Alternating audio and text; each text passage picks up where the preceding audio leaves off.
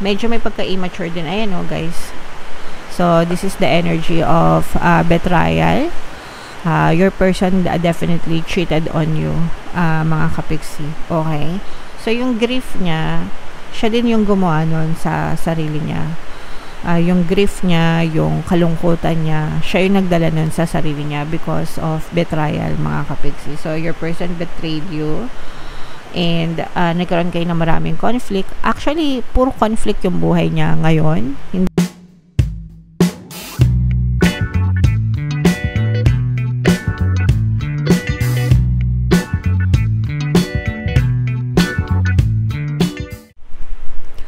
Hello guys, hello Cancer, welcome back to Pinoy Pixie Tarot. Ang pamagat ng episode natin for tonight is feelings reading. Anong nararamdaman niya sa'yo? So titingnan natin kung ano yung nararamdaman sa inyo ng inyong partner o specific person. General reading lang guys, pwede mag-resonate, pwedeng hindi, pwedeng positive, pwedeng negative, pwedeng ma-pick up yung energy nyo guys, pwedeng ma-pick up yung energy ng person nyo. Roles can be reversed. If in case hindi kayo naka-resonate dito, subukan yung panoorin yung video dun sa zodiac sign ng person nyo. Baka nandun yung energy nyo, mga kapigsi. So, unahin natin tong deck na to. Ito yung mga gustong sabihin sa'yo ng inyong partner or specific person. I can't stop thinking about you. I'm afraid to contact you. I bury myself in work to forget you. Pasensya na. Pasensya na sa ingay, mga kapigsi. Alright? So, itong person mo, balisa ito sa kakaisip sa'yo, guys. Especially kung nakikinig kayo, guys, ng ating pampambalisa subliminal, no? Very effective talaga yan. Sobrang dami ng success stories. Kaya nga sabi ko sa inyo, tuwing may kinig kayo ng relationship subliminals, palagi nyong i-combo yun. Kasama palagi yung pampambalisa subliminal. And itong person mo, guys, feeling ko meron itong nagawang hindi maganda sa inyo, no? Kasi, parang takot siya na kausapin ka, takot siya na makipag-communicate sa'yo, especially kung nasa no contact na kayo. Actually, kahit anong relationship, kahit anong status nyo, pwedeng in a relationship pa kayo right now, kayo pa, pero pwedeng hindi na kayo nag-uusap, pwedeng no contact, pwedeng na-ghosted, kahit, or pwedeng hiwalay na, no? Even if hiwalay na kayo, pwede rin itong mga messages na to, okay? Takot siya, no? Palagi kanyang iniisip, balisa siya sa kakaisip sa'yo, pero hindi kanya makontak kasi natatakot siya. Pwedeng natatakot siya, naiiya siya dahil dun sa mga kasalanan na ginawa niya. Okay? And sinusubukan niya, kalimutan ka, kumbaga nagpapakabisi na lang siya, nagpapakaburyong siya sa pagtatrabaho or kung ano man yung pagkakaabalahan niya para makalimutan ka, pero hindi ka makalimutan. Alam niyo yun guys, diba? Alam ko may mga makaka-relate sa inyo na sinasabi nyo na gusto nyo kalimutan pero hindi nyo magawa. Automatic isip kayo ng isip dun sa mga person nyo. Okay? So, ganun din sila, mga kapiksi. Alright? So, yeah. Ang haba ng hair mo. Titingnan natin, mga kapiksi, no, kung bakit ganito yung mga naiisip niya or mga gusto niyang sabihin. Tingnan natin yung mga emosyon na nakapaloob sa relasyon na to. Pwedeng nararamdaman nyo, nararamdaman nila, or parehas nyong nararamdaman, mga kapiksi. So, ayan, grief, nagluluksa, no? Ito yung nagsisisi, no? Nagluluksa siya. Pwedeng ihiniwalayan mo na to, no? And nagluluksa siya sa pagkawala mo. Okay? Pwedeng ganun. Very heartbroken. Talagang yung lungkot nandyan. Ito naman meron namang feelings na fulfilled. Parang feeling ko kayo ito parang feeling ko nabunutan kayo ng tinik nung nawala sila sa inyo. Okay, parang feeling ko kayo yung fulfilled, mga kapigsi. Parang na-realize nyo siguro, and meron ditong resentful. Etong resentful, feeling ko kayo ito, no? Baka may galit kayo dito sa person mo, and yun din yung reason kung ba't natatakot siya na kontakin ka. Kasi yung galit nyo, nararamdaman nila yan, mga kapiksi. Okay? Kapag kayo ay galit sa kanila, or any emotions na meron kayo, guys, kahit hindi nyo yan sabihin sa kanila, nararamdaman nila yan because your thoughts are being transmitted to them. Okay? So, the moment na nagalit kayo sa kanila, they know, they feel that kahit hindi nyo sabihin sa kanila, mga kapiksi. And yun yung isa sa mga reasons kung bakit natatakot sila na kontakin kayo, mga kapiksi, kasi baka sumbatan nyo sila. And sabi ko nga sa inyo guys, kung hiwalay na kayo nito, parang nabunutan kayo ng tinik, no? Kasi nga dahil dun sa mga galit nyo, dun sa person nyo, mga kapiksi. And yung effect naman sa kanila is sila naman yung nagluluksa, guys. Okay? So comment down below if feeling nyo naka-resonate kayo dito sa mga emosyon na to, guys. So, tingnan natin yung nararamdaman ng person mo. Shuffle ko to, guys. Habang sinashuffle ko to, panoorin nyo muna yung video natin regarding sa ating paano mag-manifest ng abundance video course.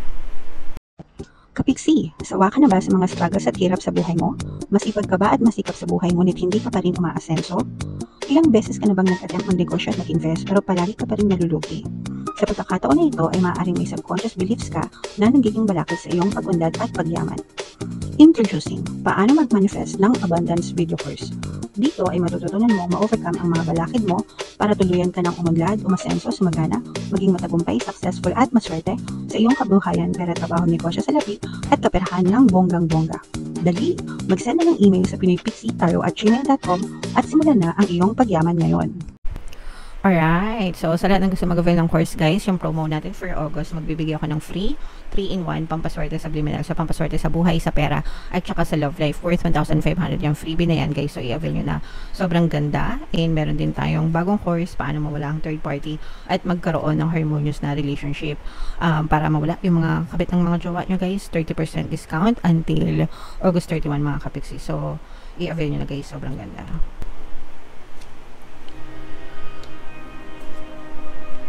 Okay, so Cancer, guys, kayo ay represent ng King of Cups sa ating spread. Ito yung ating feelings energy. Meron ditong presence ng earth signs, Capricorn, Taurus, Virgo.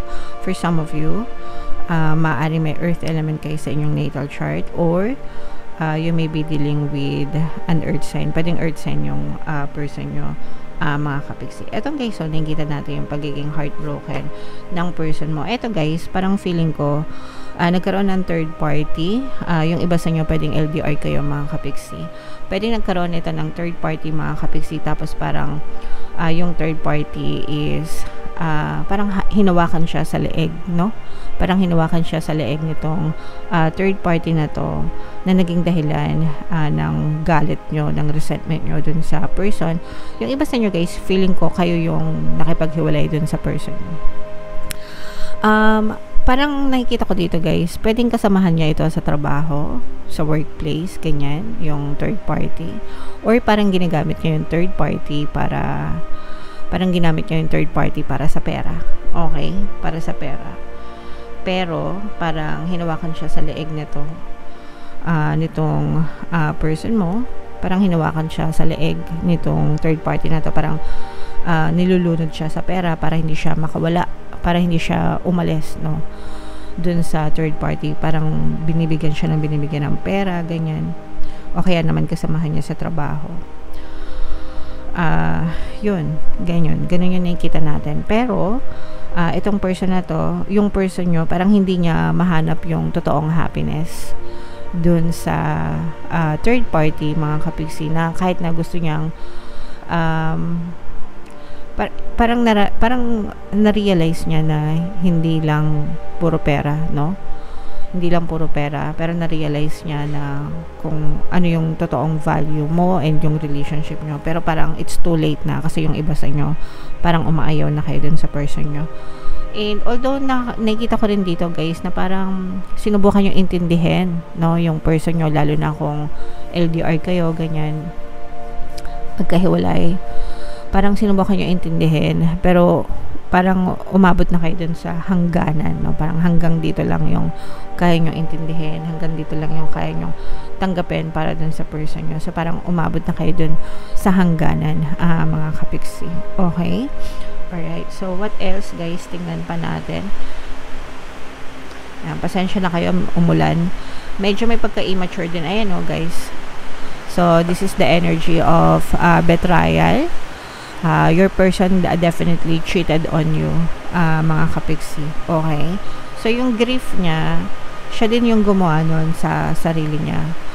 yung grief niya, yung kalungkutan niya, siya yung nagdala nun sa sarili niya because of betrayal, mga kapiksi. So, your person betrayed you and nagkaroon kayo ng maraming conflict. Actually, puro conflict yung buhay niya ngayon. Hindi lang conflict sa relationship nyo. Meron siyang conflict sa sarili niya and meron din siyang conflict dun sa third party. So, even if, let's say, for example, hiwalay na kayo, nagsasama na sila ng third party or mas pinili niya yung third party, meron din silang conflict dun sa relationship. Nagko-conflict na din sila. Ibig sabihin, nag-aaway din sila. And your person cannot commit, no? Parang hindi committed itong person mo. Ibig sabihin, parang pwedeng hindi siya naging committed sa'yo, but hindi din siya makapag-commit dun sa third party. Okay? Nag-gets nyo ba? Your person loves freedom. Gusto nito ng freedom. Gusto nito na malaya. Na parang malaya siya. Anytime na gusto niya mag-exit sa relasyon, pwedeng-pwede. Pero nakahanap siya ng katapat dun sa third party. Kasi parang sabi ko nga sa inyo guys, hawak ito sa liig ng third party. So, yung third party na yun yung karma niya. Okay? Yun yung karma niya, hindi siya makaalis, hindi siya maka-exit, ganyan-ganyan. Pwedeng baka meron din ginawang hocus-pocus sa kanya yung third party, ganyan, kaya hindi niya maiwanan, mga kapiksi. Alam niyo na, yung mga gumagamit ng mga kung ano-ano. Ayan. So, yeah, yun yung nakikita natin, mga kapiksi. Pero, definitely, no, nagsisisi ito sa kanyang ginawa sa inyo. Nagsisisi siya kasi nagdudusa siya. Okay? Parang sinasabi niya na kinakarma siya, ganyan, kinakarma siya dahil dun sa mga ginawa niya. So, kung kinakarma man siya, deserve niya yun. Sabi ko nga sa inyo guys, the universe always gives you what you deserve.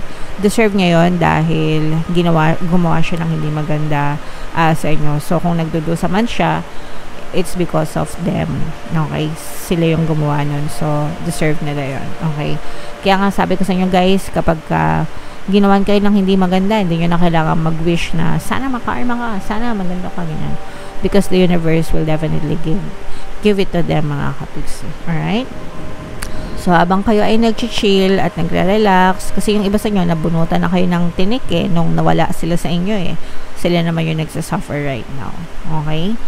So, yeah. Comment down below, Cancer, if feeling nyo naka-resonate kayo dito sa mga messages, guys. Pwede kayo makinig ng mga relationship subliminals natin, mga kapiksi, kung gusto nyong ma-save yung relationship nyo, especially kung may third party, guys, no, yung relationship subliminals na pwede nyong pakinggan is pampawala ng kabit, pampawala ng balakid, pampa-loyal, at saka para ikaw ang piliin. Pampabalik pwede rin kung gusto nyo silang pabalikin. Okay? So, yun yung pinaka-the best na combo para sa mga third parties na relationship. Pwede rin kayo mag-avail, guys, ng aking bagong video course, paano mawala ang third party at magkaroon ng harmonious na relationship. Pwede yun sa mga may third parties na ganito. Okay? Kung gusto nyo lang naman, ipaglaban sila. At piliin kayo. Alright?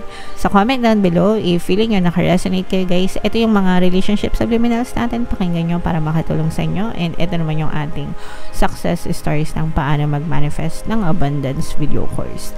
Click here to subscribe, guys. And click here to join our membership program. Thank you for liking, sharing, and subscribing. And see you again next time. I love you all, guys. Have a nice day. Bye-bye.